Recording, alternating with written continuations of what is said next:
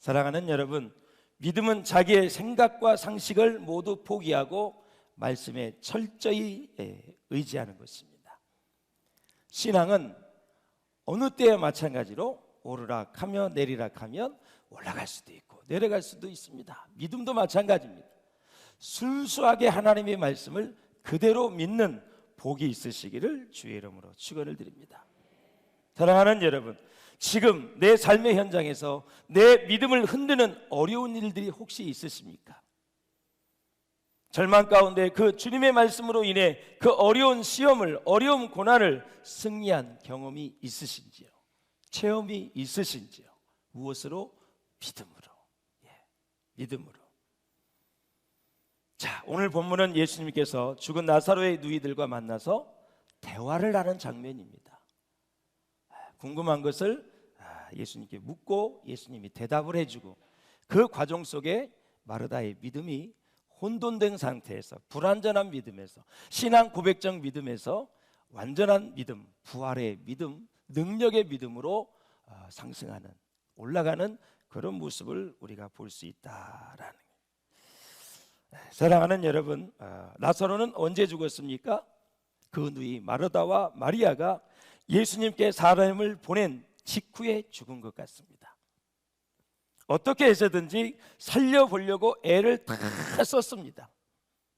유대인들은 사람이 죽으면 일반적으로 가능한 한 빨리 매장을 해요. 중동 지방은 낮에 아주 덥기 때문에 그래요. 시체가 빨리 부패하지요. 장지는 어디냐? 바로 집과 가까운 산이나 언덕이었고 인공으로 만든 굴이나 자연 굴이었습니다. 저런 굴에다가 시체를 넣고 바깥에 돌을 놓는다든가 해서 하얀 회색으로 칠하게 되죠. 그러면 무덤이 되는 것이죠. 예수님은 나사로가 죽은 지 나흘 만에 도착을 했어요. 이미 다 장례가 끝났어요. 나사로의 집에 와보니까 나사로는 이미 다 무덤에 장사해버린, 없는 거예요. 종문객만 찾아와서 위로하고 있는 그런 상황이에요. 이때 바로 이제 마르다와 마리아가 예수님을 만난 그런 상황입니다. 자, 이렇게 나사로를 치유하지 않고 죽을 때까지 기다리신 이유는 바로 부활의 기적을 보여주시기 위함이다라는 것을 우리는 너무 잘 알고 있어요. 죽음은 인류 최대의 원수입니다. 죽음을 좋아하는 사람은 단 한 사람도 없습니다. 그럼에도 예수님은 우리 친구 나사로가 죽지 않고 잠이 들었다. 잠든 사람은 이보게 깨우면 돼요. 너무 단순해, 너무 쉬워. 그리고 내 친구 나사로가 잠이 들었다 그러는 거예요. 이거 아무것도 아니다 이거죠. 깨울 수 있다 이거죠. 그런데 이미 시체가 썩은 냄새가 나. 현장에도 없어. 근데 잠을 잔대 지금 바위 안에서. 그러니까 너무 이상하잖아요. 예? 이 나사로의 죽음에 대해서 잠이 들었다. 죽음은 저주이고 심판입니다. 사람들은 다 죽음을 두려워하고 거부합니다. 그런데 예수님이 죽음에 대한 사람들의 관념을 송두리째 완전히 뒤집어서 새롭게 우리에게 가르쳐 주시는 거죠. 죽은 자가 살아날 수 있다라는 거죠. 요한복음을 보면 기적이 36개 정도가 나오는데 사복음서에 전체 이렇게 보면은 아주 기적적 예수님이 하신 거, 그 기적 중에서 가장 최고의 기적을, 나사로를 살리신 기적을 최으뜸으로 봅니다. 왜? 예수님의 죽음을 예표한 사건이기 때문에 그래요. 예수님은 이렇게 죽은 지 3일 만에 부활하실 것이다. 예수님은 우리의 인간이 겪는 이 죽음의 공포와 슬픔을 놓고 눈물을 흘리실 뿐만 아니라 마음으로 분노하고 우리의 모든 아픈 감정을 함께 나누시는 아주 자비와 긍휼이 풍성하신 예수님인 줄로 믿습니다. 그래서 우리의 죽음에 대해서 같이 슬퍼하시는 거예요. 슬퍼하시는 거예요. 그레그라는 목사님이 이제 자기 교회에서 자녀를 잃은 부모들의 슬픔에 대해서 조사를 한 모양이에요. 우리 자녀들이 먼저 간 우리 가정들이 있잖아요. 도대체 그 부모가 얼마나 슬픔에 쌓여 있는지 그것을 정리한 글이 있는데, 자녀를 잃은 슬픔을 당하게 되면 이렇다는 거예요. 첫째, 불면에 시달린다. 둘째, 잠을 자도 피곤이 풀리지 아니한다. 다른 사람과 대화를 해도 나중에 그 말을 하나도 기억하지 못할 만큼 슬픔에 정신을 다 빼앗겨 버린다. 그 슬픔이 오래오래 지속이 되고 아무리 믿음이 좋아도 그 슬픔이 최소한 2년은 간다는 것입니다. 그러면서 슬픔은 특별한 감정이라고 얘기를 하면서 하나님께서 인간에게만 주시는 것이다. 마지막 대목이 참 인상적이었었어요. 아무리 믿음이 좋아도 믿음이라는 약을 가지고 슬픔을 금방 씻어낼 수가 없다라는 거죠. 저는 여러분들에게 이렇게 말씀을 드리고 싶어요. 혹시 우리 교인 중에 여러분의 가까운 사람들 중에 자녀를 먼저 보낸 사람이 슬퍼하고 있어요. 그런데 목회를 하다 보니까 많은 우리가 실수를 하더라고요. 조금 이제 1년 지나서 지금도 막 슬퍼하고 막 보고 싶어하고 눈만 감아도 눈만 떠도 다 내 자녀가 아른거린다고 보고 싶다고 얘기를 하면 에이 믿음으로 이겨 이 천국 이제는 정신 차려야지 하면서 그거 뭐 아주 대수롭지 않게 얘기하는 사람들이 있어요. 본인이 직접 자녀를 잃어보셨나요? 그러하기 때문에 우리 신앙생활에서 좀 함께 공감하는 그러한 마음이 있었으면 좋겠다. 그러면서 자기는 그냥 믿음이 좋은 척하면서 아이 믿음으로 이겨야지 그까짓 걸 가지고 그냥 왜 그러냐고. 아이 보고 싶은 걸 어떻게 하냐고. 자기 자녀가 눈만 감아도 그렇게 보고 싶고 생각이 나는데 그걸 어떻게 하냐고. 이렇게 얘기하면 얼마나 좋아요. 아 나 같아서 정말 보고 싶겠다. 집사님 기도할게요. 네, 기도할게요. 얼마나 보고 싶어. 저도 집사님인데 나중에 천국 갈 텐데 우리 그때 기약을 하면서 하루하루 잘 믿음으로 이기시고 힘내세요. 이렇게 좀 공감을 하고 보듬어 줘야 되는데 이것뿐만이 아니라 사업을 망하면 그 하나님 또 주실 거야 걱정하지 마 욥을 봐 너무 쉽게 그냥 하면서 자기 믿음을 막 자랑하는 양 이런 식으로 얘기하시면 조금 내가 보기에는 좀 생각을 해봐야 되겠다라는 거죠. 우리는 자기 믿음 자랑을 너무해. 너무 어려운 상황을 그냥 믿음으로 몰아붙이면서 그 감정마저도 그냥 완전히 이렇게 공감을 못할 때가 참 많이 있어요. 제가 한국교회 이렇게 목회를 하면서 많이 깨닫는 거예요. 내가 반드시 그걸 얘기를 해야 되겠다라는 거죠. 그 사람의 아픔과 슬픔에 공감을 할 줄 아는. 본문의 예수님은 눈물을 흘리셨어요. 애통해 하셨어요. 나사로가 죽었어요. 바로 예수님이 살릴 걸 아셔요. 그러는데도 눈물을 흘렸단 말이죠. 이게 공감의 능력이에요.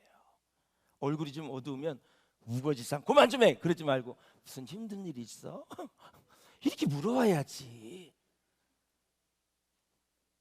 그렇게 막 면박을 주고 막 그렇게 얘기하면 교회는 뭐하러 와? 그 사람이 위로받으러 오고 세임을 받으러 오는데. 할렐루야. 네. 은혜 받은 사람들이 그렇게 해주셔야 다른 사람들이 더 힘을 얻지요. 병원도 좀 입원하면 신방도 좀 잘 해주시고. 예. 요즘 코로나 때문에 아주 병원 안 가시는 거로 소문났대. 잘 됐어. 왜 안 가냐면 코로나. 병원에 입원하는데 사람들이 아예 가질 않아. 코로나. 그럼 전화라도 하시지. 문자라도 넣어야지. 그거 안 하시잖아. 힘들고 어려울 때 외롭고 아무도 안 가. 그러면 따뜻한 문자라도 좀 넣어드려야지. 넣어드리시기를 주의 이름으로 축복합니다. 예? 예, 사랑하는 여러분, 그렇습니다. 예수님도 같이 이렇게 슬픔을 공유한 그런 모습을 우리가 볼 수가 있어요. 자, 예수님을 만났는데 20절 한번 보시죠. 20절 마르다와 마리아가 어떻게 하는지 시작. 마르다는 예수께서 오신다는 말을 듣고 곧 나가 맞이하되 마리아는 집에 앉았더라. 예, 수없이 들었을 거예요. 마르다는 동적이다, 활동적이다. 예, 마리아는 정적이다, 내성적이다. 사랑하는 여러분, 사람이 이 땅에 살아가는 동안 참 성격을 넘어서서 믿음만큼은 성장해야 되겠다. 성격은 다 달라도. 그래서 내가 이제 전도를 강조하면 사람들이 그래요. 참 쑥스러워요, 목사님. 아유, 참 부끄럽고 막 그러다 그래. 그런데 속을 깊이 들여다보면 쑥스럽고 부끄러운 것보다도 제일 중요한 게 뭔지 아세요? 믿음이 없기 때문에 못하는 거예요. 전도는 믿음이 없기 때문에. 정말 여러분 천국과 지옥이 있는 걸 믿으세요? 천국이 있습니다. 지옥이 있어요. 예를 들어서 여러분의 자녀 2, 3살짜리, 서너 살짜리가 100m가 되는 낭떠러지가 있어요. 그 옆에서 아동상 막 놀고 있어요. 놀래야 안 놀래요? 100m 낭떠러지기야. 그러면 살금살금 가서 야야 이쪽에 와서 이제 담을 칠 거예요. 떨어지면 죽으니까. 자기 자식을 그렇게 낭떠러지가 있는 데서 놀면 다 이쪽으로 옮겨서 안전하게 놀도록 좋지 않은 게 부모의 마음이야. 그런데 지옥은 영원히 유황불이 끓은 정말 뜨거운 것, 구더기도 죽지 않는 그 암흑의 고통스러운 곳이 지옥이 아닙니까, 여러분? 그래서 꼭 여러분의 가족들, 여러분의 친지들, 이웃들, 직장 동료들 전도할 수 있기를 주의 이름으로 축복합니다. 전도하셔야 돼요. 예? 그래서 믿음이 들어가면 소극적인 사람이 적극적으로 변해요. 내성적인 사람이 활동적으로 변할 수밖에 없어요. 자, 주님을 만나자 마르다는 이렇게 말합니다. 21절 한번 보세요. 마구 원망을 해요. 시작. 마르다가 예수께 여짜오되 주께서 여기 계셨더라면 내 오라비니가 죽지 아니하였겠나이다. 그러나 나는 이제라도 주께서 무엇이든지 하나님께 구하는 것을 하나님이 주실 줄 아나이다. 아멘. 원망하는 거예요. 예, 원망하는 거예요. 예수님이 좀 일찍 오셨더라면 우리 오라버니가 죽지 않았을 터인데 원망, 불평, 섭섭함이 묻어나고 있어요. 또 하나는 예수님은 죽은 자도 살리고 병든 자도 낫게 하실 수 있다는 사실 믿음도 살짝 엿보여요. 늦게라도 장례식에 도착하신 예수님을 그래도 반갑게 맞이하는 이 마르다, 그 대화 속에서 이 마르다는 온전한 믿음으로 나아가는데, 사랑하는 여러분, 죽음이 있는 곳에는 대체로 3가지 심리적 움직임이 일어난다 그래요. 첫째는 원망이 일어난다 그래요. 야, 네가 그렇게 하지 않았으면 그 사람이 죽지 않았을 텐데. 자꾸 남 원망을 하는 거예요. 아내는 남편을, 남편은 아내를, 형은 동생을, 동생은 형을. 예, 장례식장 보면 그런 게 많아요. 네가 조금만 그렇게 했으면 거기 교통사고 안 났잖아. 조금만 저기 했으면 빨리 병원에 가서 검진했으면 빨리 검사를 해서 나았잖아 하면서 계속 원망이 있는 곳이 바로 장례식이에요. 너 때문에 죽었다고 막 그러는 거죠. 예. 우리 신앙도 마찬가지입니다. 신앙적으로 죽은 자들도 반드시 원망이 일어납니다. 영적으로 죽은 자들도 마찬가지예요. 그 다음에 갈등과 혼돈이 있습니다. 마르다는 예수님을 보자마자 일단 무슨 일이 일어날 것 같은 기대가 생겼습니다. 뭐라 그러냐면 나는 이제라도 주께서 무엇이든지 하나님께 구하는 것을 하나님이 주실 줄 아나이다. 예. 근데 이게 참 불안정한 거예요. 예수님이 직접 하실 수 있는데 예수님이 하나님께 구하면 하나님이 이루신 줄을 믿는다는 거예요. 그러니까 지금 이 고백은 예수님을 메시아로 인정 안 하는 거예요. 살아계신 하나님의 아들로 인정 안 하는 거예요, 지금. 그러면서 뭐라 그러냐면 예수님이 조금 이제 답답한가 봐요. 마르다야, 네 오라비가 다시 살아나리라 선포를 했어요. 근데 또 거기에 어떻게 받아치냐면 예수님 마지막 부활에는 다 살아나는 거 알아요. 지금은 아니에요. 그런 얘기예요. 아직도 불완전한 믿음. 예. 그래서 마지막 날 부활에는 다시 살 줄을 내가 아나이다. 믿습니다가 아니야. 아나이다, 아나이다. 사랑하는 여러분, 그렇습니다. 이 마르다가 계속해서 지금 믿음이 본질적인 것에 접근하지 못하고 있다라는 것을 우리가 볼 수가 있어요. 그의 믿음이 왔다 갔다 하며 혼돈하고 있는 모습입니다. 그래서 마르다의 믿음은 본질적이고 결정적인 것이 아니라 인간적이고 한계가 있다. 이성에 기초하고 있다. 합리성에 기초하고 있다. 이렇게 볼 수가 있어요. 그러나 사랑하는 여러분, 이성에 기초하고 합리성에 기초한 믿음은 절대 기적을 맛볼 수가 없습니다. 우리가 열심히 교회 다니고 하나님을 믿는다고 말은 하지만 결정적인 순간에 아무것도 이루어지지 않는 모습을 봅니다. 왜 그럴까요? 우리의 열심이 부족하기 때문이 아니라 우리의 믿음이 인간적이고 이성적이기 때문에 그렇습니다. 특히 마르다의 믿음을 보면 예수님에 대한 막연한 기대와 희망을 믿음이라고 착각한 거예요. 여러분, 희망과 기대가 믿음이 아니에요. 마르다가 그런 지금 상황이에요. 마르다의 말에 허점이 있습니다. 주께서 무엇이든지 하실 수 있습니다. 이렇게 해야 되는데 뭐라 그러냐면 그렇게 고백하지 않고 주께서 구하시는 것은 무엇이든지 하나님께서 다 이루어 주실 줄로 아나이다. 예수님이 한다는 것을 지금 절대 믿지 못하고 있는 것이죠. 예수님을 하나님으로 보지 않고 있다라는 것을 알 수가 있어요. 그래서 마르다는 믿는다라는 말을 사용하지 않고 있다. 계속 안다 세 번씩 반복하고 있어요.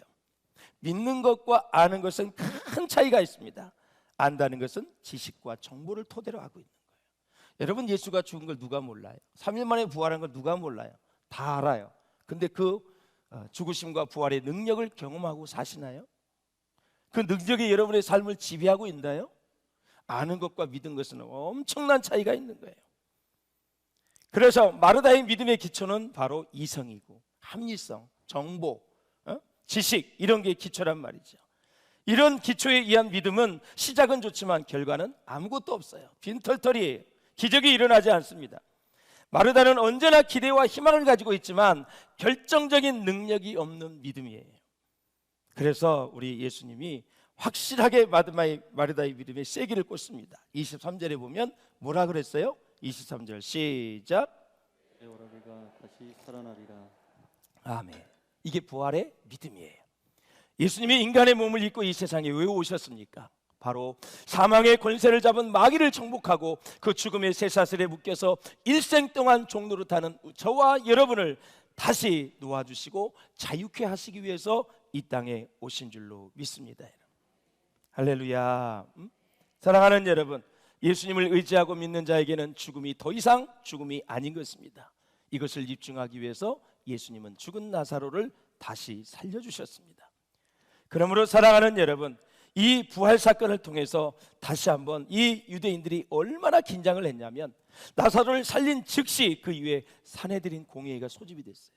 처음으로 예수님을 십자가에 처형하자고 결정을 한 회의가 나사로 사건을 통해서 일어난 거예요. 왜? 그렇게 되어지면 예수님을 다 따라다닐 거고 인기가 다 예수님께 갈 거고, 그리고 메시아가 오면 그동안 자기들이 부패했던 거, 가지고 있던 기득권 다 잃어버리기 때문에 그들은 실상 메시아를 기다렸지만 실제적으로 오는 것은 그렇게 반갑게 여러분 생각을 안 했다라는 거예요. 그 나사로를 보면은 유대의 전설에 의하면 나사로가 30세에 다시 죽었다 살아났거든요. 그 전설에 의하면 30년을 더 살았다 그래요. 60세에 죽었는데 프랑스의 지역으로 가서 그가 복음을 전하다가 세상을 따라 하나님의 품에 안겼다는 전설이 내려오고 있어요. 다시 살아났지만 30년 더 살다 또 죽었습니다. 영원한 것은 예수님밖에 없어요. 할렐루야. 꼭 천국 가면 나사로 볼 수 있기를 바랍니다. 60세 한갑하고 갔나 봐요. 당시 60세는 또 많이 사는 거예요. 그 당시 거의 50몇 세가 평균 수명이기 때문에 그래요. 그래서 사랑하는 여러분, 이 반신반의하는 마르다에게 예수님께서 말씀하십니다. 결론적으로 25절 26절입니다. 시작. 나는 부활이요 생명이니 나를 믿는 자는 죽어도 살겠고 무릇 살아서 나를 믿는 자는 영원히 죽지 아니하리니 이것을 내가 믿느냐. 아멘. 영이 사는 자는 육체도 살아납니다. 영을 살리는 주님의 권능이 육체까지도 아주 강하게 영향을 미친다는 것을 잘 보여주고 있는 것입니다. 그런데 마리아는 24절에 보면 이렇게 말했어요. 마지막 날 부활 때에는 다시 살아날 줄을 내가 아나이다. 믿습니다가 아니야. 계속 아나이다. 이렇게 얘기해요. 사랑하는 여러분, 그렇습니다. 그래서 예수님이 내가 이것을 믿느냐. 나는 부활이요 생명이다. 나를 믿는 자는 죽어도 살겠고 무릇 살아서 나를 믿는 자는 영원히 죽지 아니하리라. 이것을 내가 믿느냐. 예수님이 질문한 거예요. 너 지금 살아있잖아. 살아서 나를 믿으면 영원히 죽지 않는다니까. 이것을 내가 믿느냐 그랬어요. 도전하시는 거예요. 자, 마르다는 안다고 말을 하지만 예수님은 믿느냐라고 도전을 하는 거예요. 아는 것에서 그치면 안 돼. 마르다야, 믿는 데까지 가야 되는 거야. 내가 메시아야. 나를 믿으면 영원히 죽지 않아. 네 오빠도 살아날 거라는 것을 계속해서 암시하고 있는 거예요. 사랑하는 여러분, 그렇습니다. 안다는 것은 인간 이성의 문제이기 때문에 갈등이 없어요. 여러분, 신앙생활을 하면서 이성적으로 지성만 가지고 신앙생활하는 사람은 절대 갈등이 없어.